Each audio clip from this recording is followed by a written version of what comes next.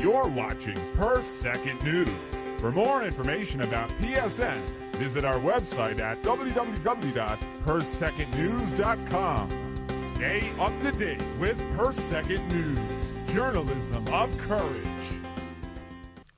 After a series of prolonged accusations and counter-accusations on the Nigerian National Petroleum Corporation NNPC over an alleged unremitted $20 billion or $49.8 billion crude oil proceeds, the forensic audit exercise report successfully concluded has clearly vindicated NNPC's position on the allegation. Addressing a press conference after the release of the report, Group Managing Director of NNPC, Dr. Joseph T. Doha, reaffirms the NNPC's position to always execute its mandate in accordance with the laws of the land.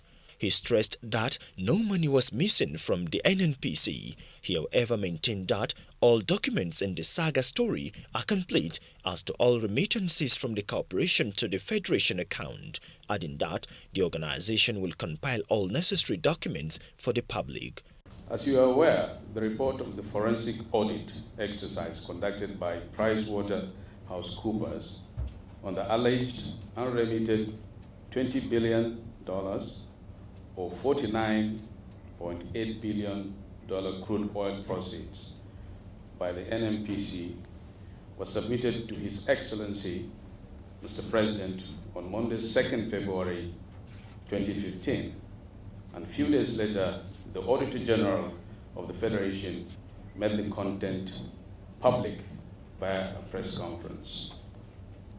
As a corporation with a long-standing fiduciary responsibility to the government and people of the Federal Republic of Nigeria, we are indeed pleased that the forensic audit exercise has been concluded successfully and the report has clearly vindicated our long-held position that the said unremitted crude oil revenue or missing oil revenue was a farce from day one.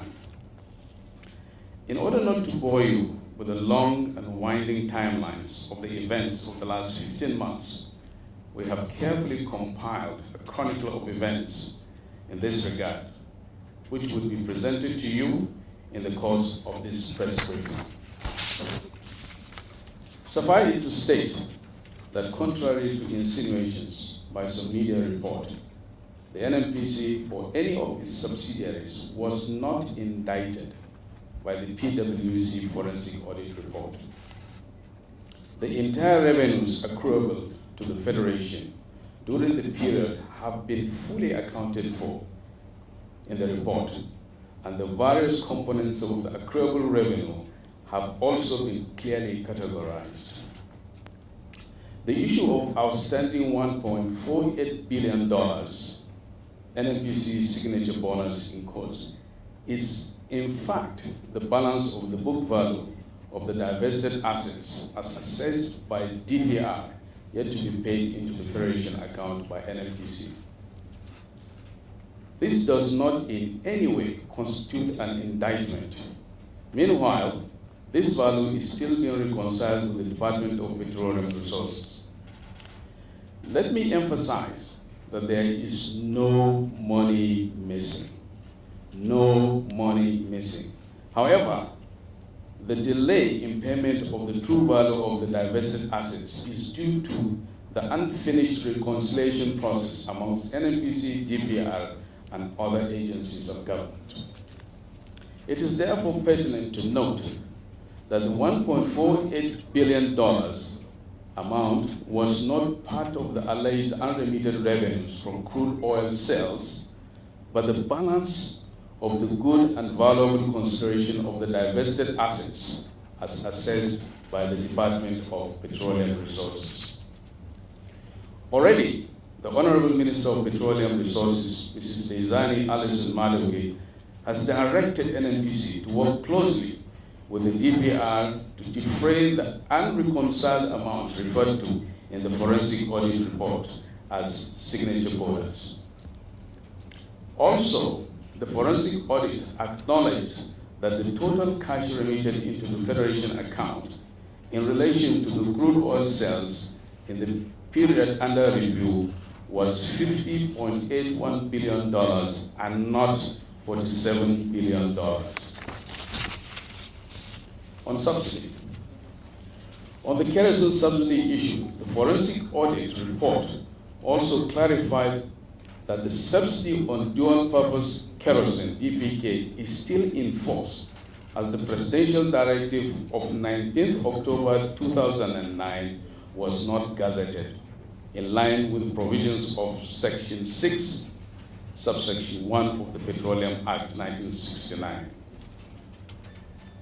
The forensic audit report also acknowledged that Section 7, subsection 4 of the NNPC Act empowers the corporation to defray its costs and expenses, including the cost of its subsidiaries, from crude oil revenues, though it also recommended that the laws be reviewed to make the corporation meet its costs and expenses entirely from the value it creates. However, it should be noted that the NNPC currently receives no funding for value destruction through pipeline vandalism, sabotage, and crude oil and product theft, an issue that causes enormous loss to NNPC's operation.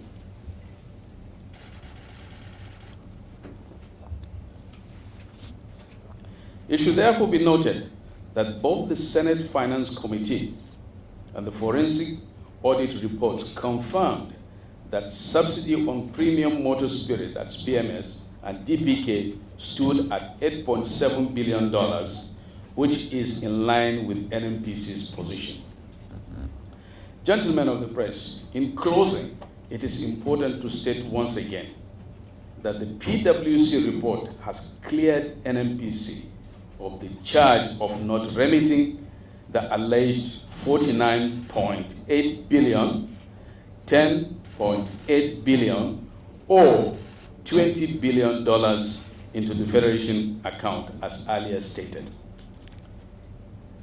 In most unequivocal terms, I wish to emphasize that NNPC was not indicted in the PwC report, contrary to insinuation in some quarters. So, ladies and gentlemen, help us send this message home to everybody that no money is missing. No money is missing from NNPC account. Stakeholders at the briefing also bear their minds on the true picture of the cooked story. One has to do with revenue from crude oil sales. The other is a valuation done by EPR with respect to assets that were divested and then assigned to NNPC, for which the EPR issued a good and valuable consideration for NNPC to pay. Part of the payment has been made, and the remaining part is what is the component of this 1.48 billion essentially. And this is undergoing reconciliation. As you are well aware, there are different methodologies in doing valuation of assets. And so we are discussing with the DPR on the valuation done. And I think in due course this will be settled. The next question I have here is NNPC should look at unnecessary expenditures. I agree with you that some expenditures are necessary, especially if they are sabotage, pipeline vandalism, and all such. But we operate under very difficult environment, and we just came out of the GMD's office, but we were watching a program by the Minister of Power, that any time power came to a certain level, the pipelines are vandalized, and we're back to sub 3,000 megawatts of electricity. So that is an expenditure of fixing pipelines and accounting for crude that has been deliberately stolen. It's not an expenditure this nation can afford to incur. NNPC neither has an army or all the security agencies at its disposal. I think we would rather have a system where crude that is put into the pipeline arrives at the destination and they are refined, etc. That is a normal situation, but we are really in abnormal times. And you just ask the international oil companies in the upstream. Vandalism is not peculiar to NNPC. Over the last 6 months alone, we've been confronted with over 50 cases of pipeline attacks across our crude oil pipelines as well as our gas pipelines. The latest of which just happened about 24 hours ago on the Escravos-Lagos pipeline system.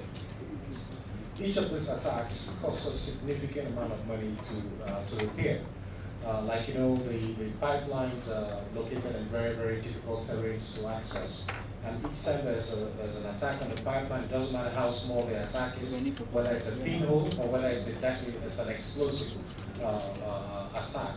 The logistics cost of getting to the pipeline, repairing it, and coming out is extensive. And for such a long time, NNPC continues to bear this cost, which is part of the kind of cost that we consider unnecessary costs. It's a huge burden on our books, and you know, just continues unabated so far. So I think we are struggling with this problem. It has intensified over the last few weeks. Since January alone, we have seen more attacks per month than we have seen under normal circumstances. So this problem remains and continues to be a major drain on NNPC's finances because we bear that burden so far. This subsidy was a result of the fact that the subsidy withdrawal initiated from the presidency did not eventually conform with the requirements of the law. And we have a legal advisor who can throw more light to that. But recall that the directive was given, and Labour approached the presidency complaining on the impact of that directive on the population, resulting that the Minister of Petroleum at that time was unable to proceed further. The laws governing petroleum product changes are very clear in terms of the process and procedure and all the details that need to take place before it becomes effective in law. It's even announced, it's time, and then many other details. The legal advisor may throw more light on that. On the issue of transparency in the accounting of NNPC, well, when the first allegation is 49 billion, the second one was 10.something billion, next was 20 billion, sometimes it was 12 billion. It's best for you to now know whether it's about the accounting transactions of NNPC or the perception of the complainant. I rest my case on that. We have technology solutions to protect pipelines. The problem is, if you get called at 3 a.m. that there is an attack at kilometer 50, somewhere in the middle of nowhere, you know where the problem is. How do you respond? How do you respond to armed people who have attacked a pipeline in the middle of nowhere, in the middle of the night? So where technology can actually isolate and detect where the problem is, the response is where the difficulty lies. And that's why sometimes we have to collaborate with communities to provide a physical presence on these pipelines to protect them. And when that happens, there are contracts that regulate these services, there are metrics that also govern performance, which are measurable. Currently, we do not have any of those services right. The Group Managing Director, Dr. Joseph Doha, said the NNPC will remain steadfast in the delivery of its statutory responsibilities without any distraction or unfounded ridicule, and urges all to continue to relate with the corporation. Stay up to date with Per Second News. Journalism of courage.